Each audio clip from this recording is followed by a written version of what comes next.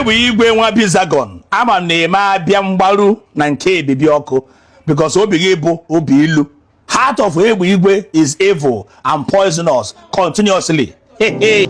By now, eke anwugo ekwe kpochie ya aja akwa na akarisicha gị if not for somebody onye Ebonyi State bụ Peter Orogu Baby Oku onye Eza onye abụ na ede ndụ taa. The day akara aka bụ ụbọchị egbe igwe jechara n'ala dị ije utu vibut ochie gara nga pụọ vibut wee nwagwuo n'ụzọ gbajie egbe igwe ọba onye bụ na egbe igwe na-arịa ọkpa ya onwere onye gwara agba eziokwu anyị marachi ihe na-akọvara gị ọp mụnwa bụ Jpac ezinwe okwu anya ọnụ single handedly wee nyeba Chief Peter Orogu bụ Baby Oku wee sị ya elekwana anya na njọ egbe igwe nyere egbe igwe aka a wee gụọ $5,000 n'ihu m $5,000 gụọ n'ihu m mgbe ego bụ ego wee were nye egbe igwe n'aka mụ maka nyere ego nye gị n'aka wee were kpọpụ jebe India. The first obodo oyibo egbe igwe dị n'ụwa bụ Baby Oku kpọpụrụ obodo oyibo 51st class Emirates $4 million ọhịa akwụ n'isi gị nwa wutu isi onye kpọrọ PA gara azọ gbe ọba egbe igwe tata ka mma ala gị n'iyi today because na abịgo doo na manya na ịbụ nwa bizagon and if you come to my inbox I block you because na I'm a hate and ungrateful idiot like you. Isi oke Jpac anụgo m ihe ikwu mana nke bụ eziokwu na majority things ikwuru ebe a bụ asị you a big liar and ihe mere ndị achịti ọrụ n'okwu a bụ na anọkwa m ọnọdụ ka a father na music industry because I know that I have produced many of Egbe Igwe's song and Egbe Igwe dị closer to me. I think almost so many things about him that you don't know. Number one bụ isi na no Baby Oku bụ onye kpọ Egbe Igwe wee gaa obodo oyibo for the first time. Ịtụgburu onwe gị na-asị. Number one bụ na e produced in 2004-2005 e produce egwu brother Jpac Okolie egwu a na-akụ tiwara m ụzọ siri ike Jesus tiwara m ụzọ siri ike tiwara m ụzọ. I produced that song mgbe achọ ime the video the guy were dị favored because na egwu a trend ọ ga nnukwu ahịa. I produced that music in 2004 na ọmaba na Ọnịcha mgbe nka bi tenant house. Wee chọbụ onye ga-eme oduto na Egbe Igwe emego some powerful videos na trend nyenwa Egbe Igwe melụ ọmarịcha chukwu ụmụ egwu Ogechi Okeke a wee chọbịa then dudara the guy dị favored na egwu anwa wee nweta connection na Dubai ha wee si Nigeria gaba Dubai wee gaa see video egwu anwa igwe ọcha video ị ga-afụcha limousine long frame so Dubai ị na-eme na ị ga-ata Egbe Igwe ebugogo ụzọ wee gaa ya 2004-2005 kedu ebe ị nọ mgbe anwa how old are you onwe onye mmadụ ị na-eme exist 2004 Egbe Igwe ejebego obodo oyibo before nke ị gabala ụbọchị a. So that one bụrụ a very big lie. Then because ọ bụrụ na ịmụ Egbe Igwe ị ga-ama na ọ gaghị obodo oyibo n'okpuru ụzọ gaba obodo oyibo. Then number 2 isi na Egbe Igwe na-anya V-boot. Egbe Igwe nwụrụ V-boot ọ nwere anything moto dị ka V-boot and Egbe Igwe jụrụ V-boot wee nwe accident. 3 Egbe Igwe nwere accident anwa ndị ya na-enwere accident anwa one of them nwụrụ n'ime ebe anwa and with a tricycle. So ndị mmadụ bịa fụ ihe ya na-akọ efirie na eziokwu dị n'ihe na-akọ you a betrayer. Ọ bụrụ na Egbe Igwe bụ your friend why not ekpo ya na phone si ya na ka the reason melụ ijoro wee bịa because na onye ịkpọpụta na social media wee na-akpọ ya bizagon wee na-akpọ ya idiot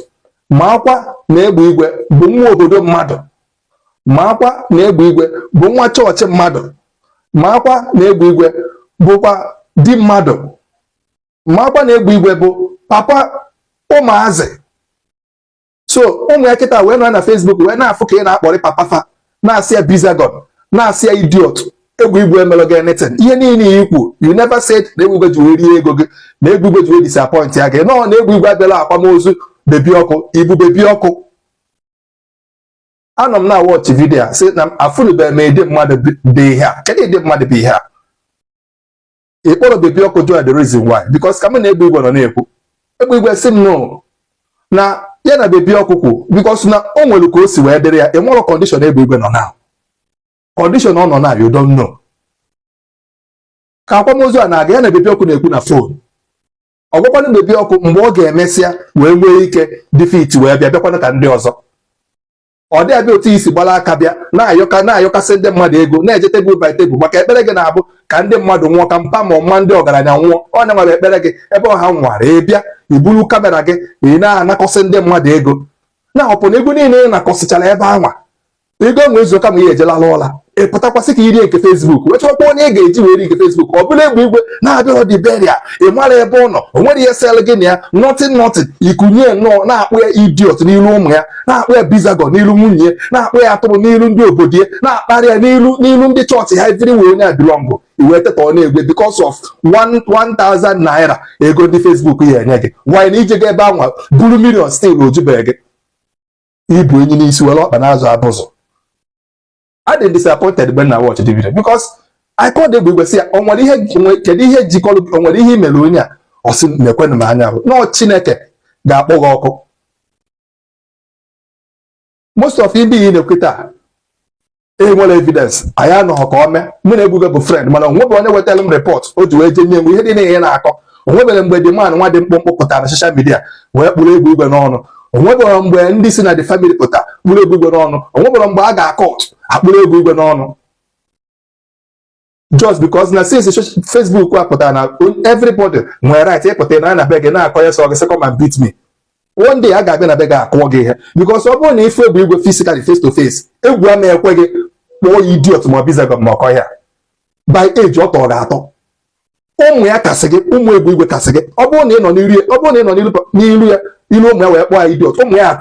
azọpụsie gị afọ nsị ụmụ ya akụọ gị shege adị ha ka nwere ike ime gị ruo ọ bụ na mbụ Ebugo onwe dị mmemme gị na ụbọchị ọbụla m na-ana na ị na-arụ Ọnịcha okirikiri mkpọrọ ụmụ mbịa a na-eti gị na-ese vidio etichazie gị iburuzie ihe ihe na-akọ ori bezie kọt na polis steshọn ekpebezi afọ na ụmụ m kụrụ gị ya kụwa agha ọnụ kụwa agha agba because of afọ iju anị kedu ihe Ebugo mee gị ma ọ gbajiri ọkpa nwa asidentị gbajiri ọkpa iburuzie na-akparị asidentị a bịara gị ndị mmadụ tụọlụ gị ndị mmadụ tụ enyekwe gị ego agụụ na-agụgụ ndị mmadụ eri n'ihe were ejebe ụlọ ọgwụ wee gbuo onwe gị ya ihe a mee gị anụ m ka esi nọ ikwugwe the first one Ebugo ekwuru okwu ikwuo the second one okwuru okwu wee na-asị na ị na-eche ka o kwuo ọbịa saa gị ihe ị na-ekwu iwee kwuzie nke ịtọ ọ sị na Chineke ga-akpọ gị ọkụ na onweghị ọ na-agwa gị because ihe niile ị na-akọ no evidence ọ bụ na mapụta kịta wee na-ekwu ndị nke ikpe onwere onye ga-abịa everybody tell ya niile na-ekwu eziokwu ihe ị na-akọ you a very big liar. Ebugo nwere V-boot onwere onye amara ya nke moto afa moto onwere V-boot nke a na-akpọ V-boot Ebugo nwere ya Ebugo ejekwana ya wee nwe accident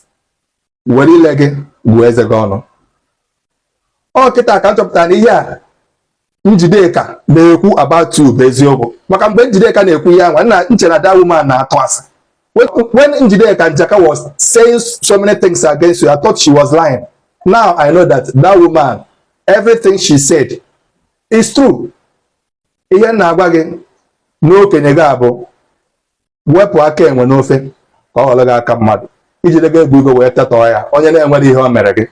because ọ bụrụ na ebe a wee na-ekwu na onye a mere gị nke a mere nke ndị mmadụ asị na ị na-revenge but you are revenging for nothing. Bebi ọkụ asịrọ gị revenge you didn't even ask Bebi ọkụ why na Ebugo abịarọ